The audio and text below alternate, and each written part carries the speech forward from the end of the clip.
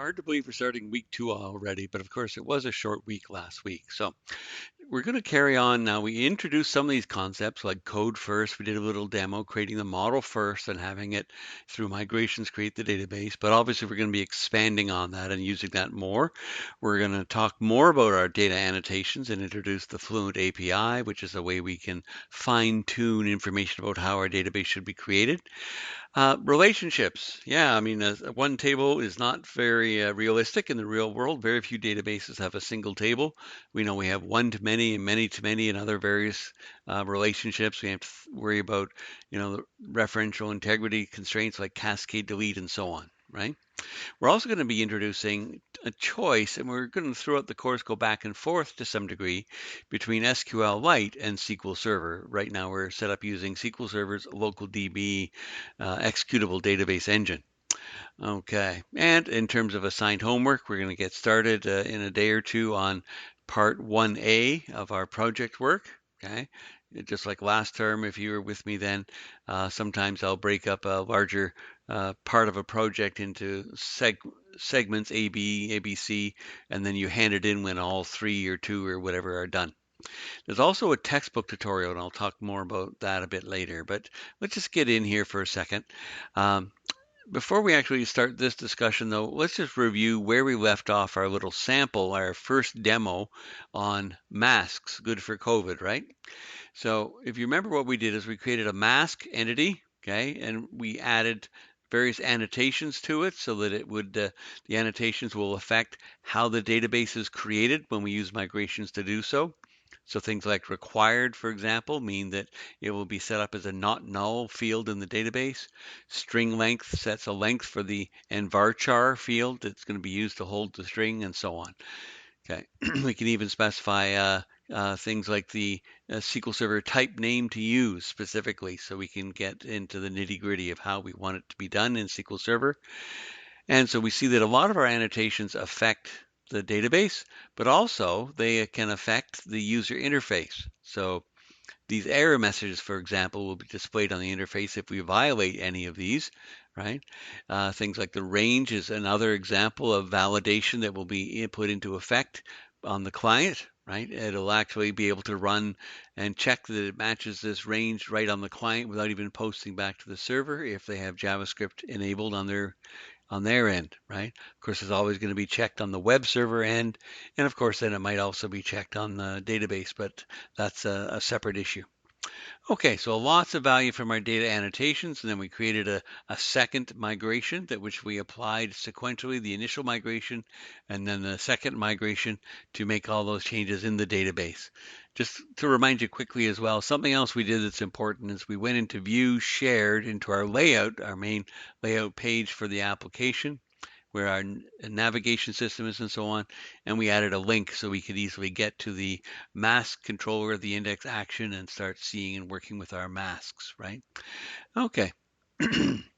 And this is, of course, what it comes up looking like. So here we have our mask collection. All right, and here's where we were able to create a new mask, different types, like a net gator. Oh yeah, I've got some descriptions and so on in here. That'll make it easier for me, right? And we could create them and away we go. All right. Now, just looking at this though, you can see right away I only have one line, but imagine we have got lots and lots of different masks entered into this database. There's probably a whole bunch of them are different neck gaiters, a whole bunch of them are different types, different like double ear loop, the type that goes right around the back of the head and so on.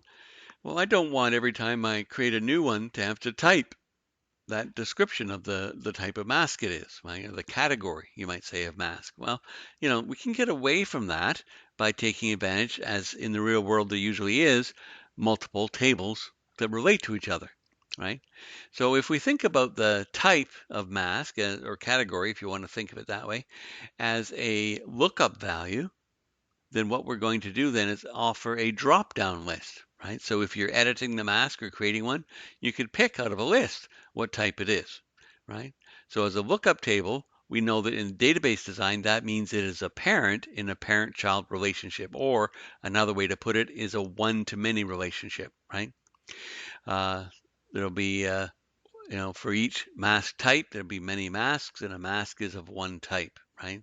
So your typical one-to-many relationship. So that's the next change we're going to talk about and put into place. Now, by the way, to do that kind of a change, that's going to be a major redesign of the table. So if you have existing data, that sometimes can be an issue. It actually wouldn't be a problem this time, but sometimes what we'll do is we'll want to empty out the data for us to make these changes. Because after all, at this stage, it's only sample data that we've entered ourselves, dummy data, you might think of it, right? So I could have actually just used the delete functionality of our user interface to do that, but I just thought I'd kind of review a bit about how we can see and work with our tables directly here, and at the same time we can deal with that issue. So you remember, using LocalDB from SQL Server, the way we get to it here is under View, we go to the SQL Server Object Explorer, right? And then in the Object Explorer, we can connect here to our MS SQL LocalDB, which is, of course, right in the connection string if you weren't sure. And here is our database itself, right? So looking at the tables, here's our masks table. So if I right click and view data, okay, on that table itself, there we go. We see our one record. Notice that the ID is 3. We had a couple here before, but they've been deleted. And of course, we know integer identity. It never reuses a number, right? It always creates a new number. So just remember that about these IDs. They aren't necessarily 1, 2, 3, 4, 5, 6. They could be any number, any integer value. Okay. Well, one way to delete, if I had more than one row, I could show you more easily. But you can just select a row by clicking the little arrow here and just press delete. If you want, if I have a whole bunch of data, I can select it all by clicking the square here in the corner of the grid, right? And that selects all the data, and I can press delete. You're about to delete. Of course, if I had 50 rows, it wouldn't matter. Okay, it would just confirm. I can say yes, and that's another way to empty the table, right? Of course, another thing we could have done is I could have right-clicked and had it open a new query window, and I could have written, oh my goodness, so much work, typing out the words, delete from masks, right? But that's another way I could have done it. Okay, all right, let's get back to the design change then. I can close this, and I don't need that annotation open, but we are going to be working with our masks entity, right? So basically this type information, we're going to offload so we don't have to put it in every time, right? We create a new mask. We can store it once and just refer back to it. So that's going to be coming out of here and going into a separate class, which will be a parent in the parent-child relationship, right? So I'll start off by making that class. So I right-click the models folder, and we're going to add another class. Now, because we called it type here, I'm just going to go with mask type. And we could have gone with mask category or something, but I think that's more consistent with what we've done so far. So we have a new class for mask type, and I'm just going to create our simple primary key as normal, prop, tab. It's an integer called ID. And because of the naming convention, that's all I have to do. It will know to make it the primary key as an integer identity, right? Now, what do we want to store here? Well, let's think about it. Basically exactly the same as this. So if I just cut all this out of the mask entity, bring it over here to this class, probably didn't need the white space there. There we go. And then now it's here. Now I am going to get some red underlining because remember the using statements aren't the same. But there's a little helper here. I can just, with the mouse, hover over, get the little drop-down list. It's suggesting some fixes, adding the using for system, component model, data annotations should take care of it, right? By the way, sometimes this little thing is hard to get to with the mouse. So if you have your insertion point in there, a keyboard shortcut is often much handier. Control, period, right? That gets the same menu of suggested solutions. So I can just add the using here for the data annotations namespace. Now it knows what I'm talking about. Okay, that's good. All right, so that gets the information into the parent, but we don't have any way to relate these to each other. And the database would have no idea that these tables are supposed to be, with a primary, foreign key relationship and so on and so forth, right? So to do that, there's some more work involved. And I have a PowerPoint here back in Blackboard, right? I'm not going to even go through every slide in here. We're just going to look at what we essentially have to do to get this one-to-many relationship hooked up and running, right? So I have the PowerPoint. We're just going to kind of quickly go through some of it here. So POCO relationships. Now remember I mentioned this term last week. POCO stands for plain old CLR object. In other words, a basic class, right, in our entity framework or in our C Sharp. And databases, though, come in all sizes and shapes in terms of how many entities and how they relate to each other. So it's kind of similar to that, right? So just a basic assumption here before we go on. All of the entity models here that we're going to use follow the convention we've been doing so far. They're going to have an integer identity primary key named ID, right? If you're wondering what that picture is, that's in Seattle, Washington, looking out of the Microsoft Tower. I was there on a training course and I took that picture. Okay, so a one-to-many relationship. Notice there's actually in the PowerPoint, there's two variations where the parent is required. That is the most common situation. In other words, in our case, you can't have a mask that isn't of a type, right? In some situations, you might have a optional foreign key, right, where it can be null. Well, the example in my PowerPoint, if you look ahead, I know you will, is department employee, right? Department has many employees and employees in one department, but you might have some floater employees that aren't assigned to a department. So that would be a case where the foreign key could be null. But in our case, and in most commonly, the situation is exactly like this. The parent is required, right? So the example I'm going to use here is province and city. Okay, a province has got many cities. A city is in one province, right? So how do we, with our entities, with our classes here, how do we set up properties to reflect this relationship? Well, typically we will put count them, two properties in the child or the many side, right? The child object. The parent object or the parent class, we instantiate a single object of that type. So public province province in this case. Or with my mask, it'll be public mask type, right? You might as well use the same name as the class name for the object itself. And that actually is the minimum you have to do. That would tell the database system enough through Entity Framework to create the one-to-many relationship.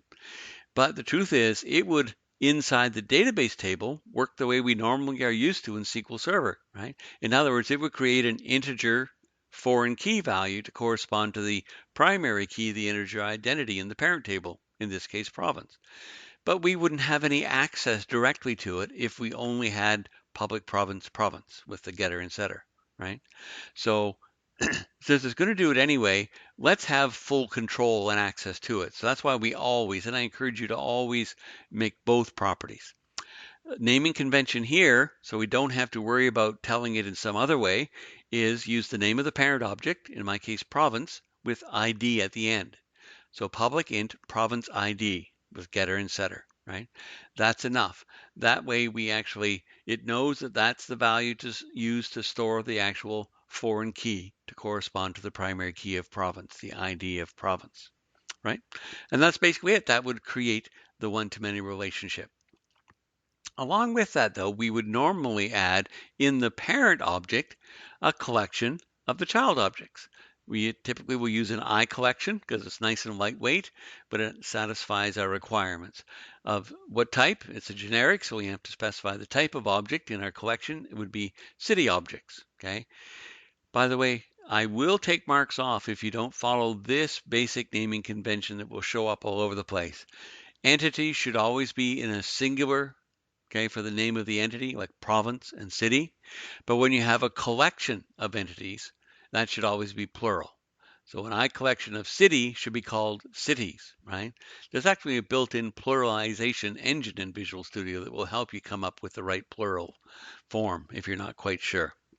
Okay, so what this does for us, it's optional, but it's a good practice, and we usually do it.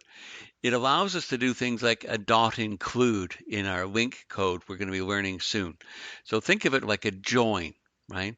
That you're doing a query in the database, but you're joining these two tables together. So I can ask for a province, okay, or a bunch of provinces in either case, but I also tell it to include all the cities in the province. It's like doing the join, and that way my one select will get not only the province, but for each province I include, I get all the cities along with it, right? So I don't have to go back to the database later on if I want to have access to the entire collection of cities in the province. Okay, so that's basically where what we're gonna do next. So we have our two entities, right? But I need to get the foreign keys in here. So what I'm gonna do is put in exactly as we had in our PowerPoint slide. I'll have a public mask type object called mask type, right? Notice it's not plural because there's only one, right? And along with that, a public int, make sure the database type must match, and the primary key in mask type is an integer identity, right? So it'll be an int, and following our naming convention, the parent class, mask type, with ID at the end. That way it will automatically know that that's where the foreign key value is to be stored. Okay, so that's good. I'll just come back here to the parent object, and here is where we would typically put then our I collection, right? Prop, tab, tab. I'm going to do this one manually so you get to see me. COLL, there we go, collection. Our type is mask, okay? Collection of mask objects and then masks. Oh, look at that. The IntelliSense is even offering to suggest, hey, here's a good plural form as a suggested name, right? And that's exactly what I want. So that's good. That takes care of our primary foreign key relationship as far as our models are concerned. Let me just come back here though. Mask type ID is not the best, okay, label or caption to have on the screen. Neither is even just mask type. So here's an example where I'm going to use another data annotation that strictly affects the user interface, has no impact whatsoever on the database. I can go display. Okay, and there's a whole bunch of choices, but I just want name, right? So the name will just be type to match the way we had our interface before, right? So it'll just be the type of mask. Okay, so that's good. So that is our, by the way, you can add these kind of annotations and you don't have to worry about updating the database because it has no effect on the database.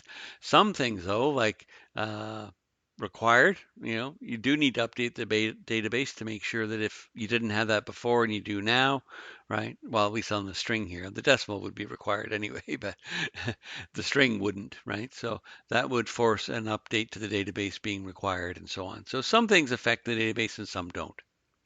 All right. So we're ready to actually put this into play.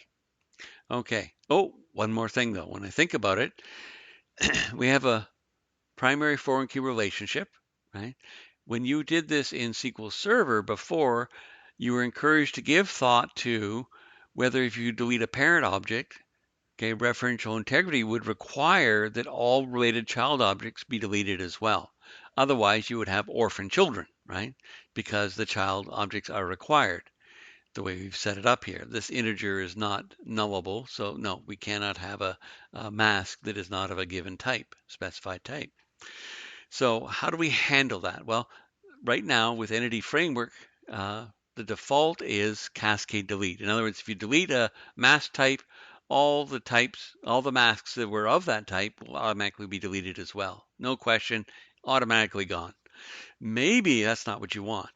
Perhaps you want to prevent deleting a mask type, okay, without at least warning the user to say, hey, no, this would delete all the masks. But more likely, we just basically want to say, no, there's an error. We can't delete a mask type if there are masks in the system of that type, right? So that would be turning cascade delete to false, okay, or something along that line. So how do we do that? Well, that is something we can't just do right here in the models themselves. But remember when we did our work, okay, inside the data folder here for our face mask context, okay, we played around a little bit with this on model creating, right? All we've done so far is we added a schema, but we can do more and more in terms of this is what's called the Fluent API. Using this model builder's different methods, we can make further changes to the actual design of the database before we go and actually apply this as a migration, right? So actually I talk about this a bit in the PowerPoint, so let me get that back up. We're skipping over much of the other relationships for now. Oh, sorry, I don't mean to repeat this one, but I guess okay. We don't want cascade delete, okay, on one side of a many-to-many. Okay, so it's simply a matter here of using the model builder, right, to actually go through and say, okay, the relationship between these two entities, okay, on delete, we're going to set the delete behavior to restrict, right? Looks a little complicated, and actually it's a little confusing because you can write, it's one relationship between two entities. So you can write this code from the parent's point of view or the child's point of view, and it just changes the way you reference back and forth, right? This is written from the parent's point of view, so I'm going to follow that as a bit of a guide, okay? So, pardon me. So if I take my model builder, oh, gotta set the insertion point first, right? My model builder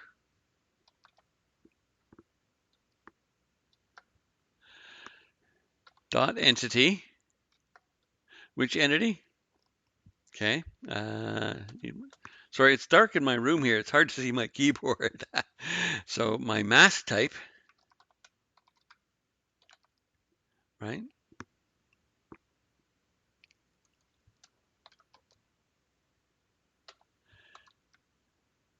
Oh, oh, sorry. I have it written from the other way around. So let me change this. So mask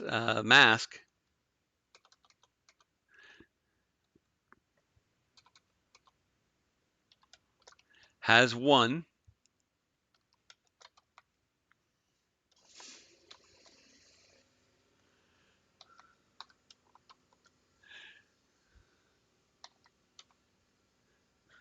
mask type, right? Because the child has one parent. Okay. Oh, by the way, this little funny symbol, we'll talk more about this soon. I'm not sure if you've used this in any other courses yet, but it's an example of a lambda expression. It's pronounced goes to. In other words, if I give you this, what you're going to give me back is this, right? So to the left of the goes to or lambda expression, if I give you this, give me this back, right? That's all that really means. So that's a way to refer to the mask type. So it has one mask type with many.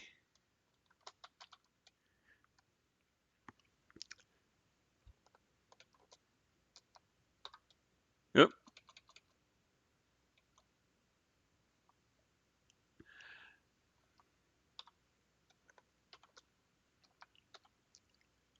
Masks, right? Because the mask type itself has its collection of masks. Okay. Has foreign key. Ah.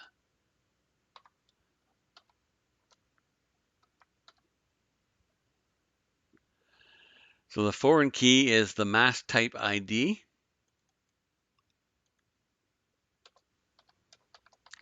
On delete, pull up this enumeration for delete behaviors. We want restrict. Okay. Seems wordy and it's a little funny at first, but you'll get used to it as we do more and more. And I'll give you lots of examples as a template to follow, right? Just like I basically had this one. So from the child's point of view, then a mask, it has one mask type that has many masks, that mask type does. That has a foreign key of mask type ID. So we've fully qualified just to make sure the system isn't confused on what relationship we're talking about. Then we can say, okay, well, on delete, we want it to restrict. In other words, don't let anybody delete a mask type if there are any masks in that type. Okay, so that's the final change we have to make here before we're ready to add a migration. So let's bring up our package manager console again. This is where we've done it before. So I'm going to add a migration here, right? By the way, something else I'll often do, because a lot of these migration commands, we use them over and over again. What I'll often do is create a little help file for myself, right? So right under the data folder, I'll do it now. I'm going to right click and add a new item, okay? And if I just come down here to general, okay. I just was looking for a text file. Text file, here we go, right? I'm just going to add a txt file here. I'm going to call it PM commands for package manager commands. And all it is a text file. So it's just sitting here. It'll be in my project. So the ones that I tend to use over and over again, I can store in here, right? So something we did before was add migration, okay? Specifying the context. Well, actually, we did this whole command at one point, right? And that helped us create our output directory of the face mask migrations folder, right? Well, I don't want that. I don't need that. Actually, it doesn't hurt because it ignores it if it's the same as the current one that's being used, right? But I can take that out. Oh, so I should put that in up here, just so it's saved for future reference. Okay, so now we're going to add a new migration. Oh, I have to get in the right spot with my insertion point. Now, of course, it prompts me for a name for the migration. This one will be one to many. And it's going to generate this new migration. Of course, we talked about, oh, my build failed. Well, that's okay. We can just check that. Let's find out what happened. If I just ask it for a build, then I'll get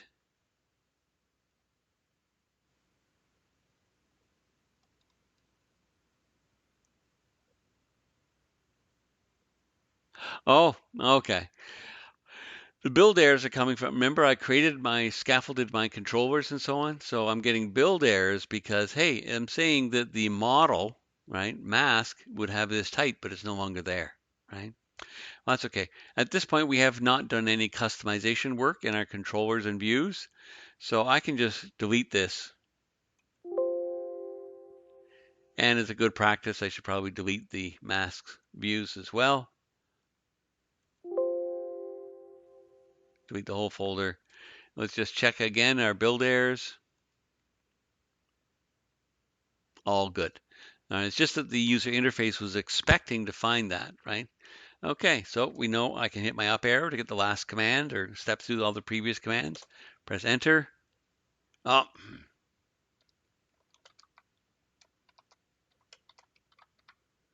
I guess if I put it as part of the command, then I wouldn't have to type it over. Now, there's a warning that there could be loss of data. Okay. Now, that's not a problem because remember, we took out all the data. So that's okay. We're good, right? It was just a warning there. So now I'm going to update database. So I'm just going to throw into my little text file here, PM commands, a couple of the other ones that I've used in the past, right? Update database for the face mask context. That's the next one I'm going to do. There we go. I don't need to worry about updating the security one, the application DB context. I've done that once, so that's good enough for now. I'm just going to save that. Okay. All right. So what I want to point out at this stage is look at all these nice migrations. 1, 2, 3 migrations. Okay. The beauty of this system is these are being applied sequentially all the way through. And I can roll back. Okay, I can use update database and go dash target migration. So if I want to go back basically to the second one, the added annotations, I could just use it, okay, by name and target that migration. And basically it would use the down. Remember, these have an up and a down. The up, okay, applied it dropped the column out of type. It added the foreign key, right? Added the new table, etc., made all the changes. But it has a down that would put the database back the way it was before this migration. So that's the nice thing about migrations is we can go forward and back through them in any order, going forward or back. We can't skip over, but we can go. I mean, I can skip. Like say, if I had 5 of them, I could go back to the second one, but I can't. Then I'll undo everything in between. I can't skip over the fourth and say, well, leave that one in place, right? But it does give you a lot of flexibility during design to incrementally make changes and roll back easily if you want to. Okay, so that's saved. So now our database is ready. Let's just have a quick look at that. If I bring up the Object Explorer, let's just refresh here. Refresh. There we go. All right, so now I see both masks and mask type. Now, because I don't want to take time, I'm just going to view data and put a little bit of sample data in here. Neck, gator. Notice to put the ID number in for me. Loop.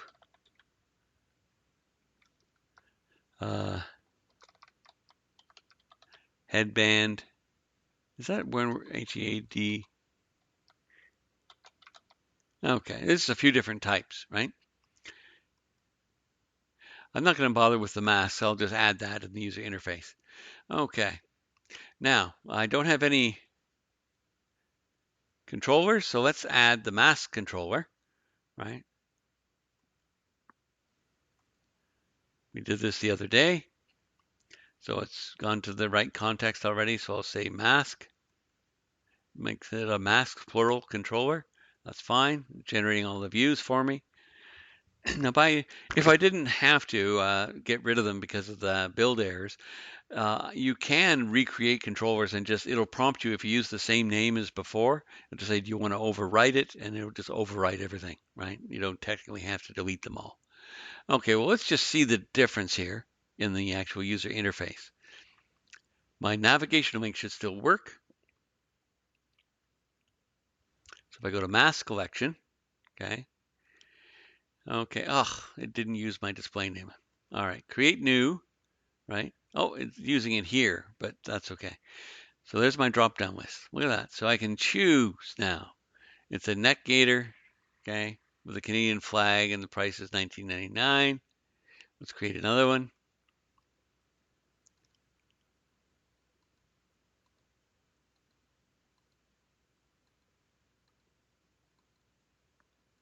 And so on and so forth. So you see, it actually is showing you, okay, so it's pretty smart, right? It's showing you the lookup value here, okay? The drop-down list is generated for us automatically, both in edit and create, by the scaffolding of the controller and views itself, right? So an awful lot has happened there. We're going to get into the details, but I just want to give you an overview of making this change, going from a single entity to a one-to-many, and what's going on inside the user interface, as well as now we have all of our migrations in place, 3 different migrations, and we're ready to go on. Okay, so hopefully that helps give you an idea of multiple relationships between entities and how elegantly MVC can handle them.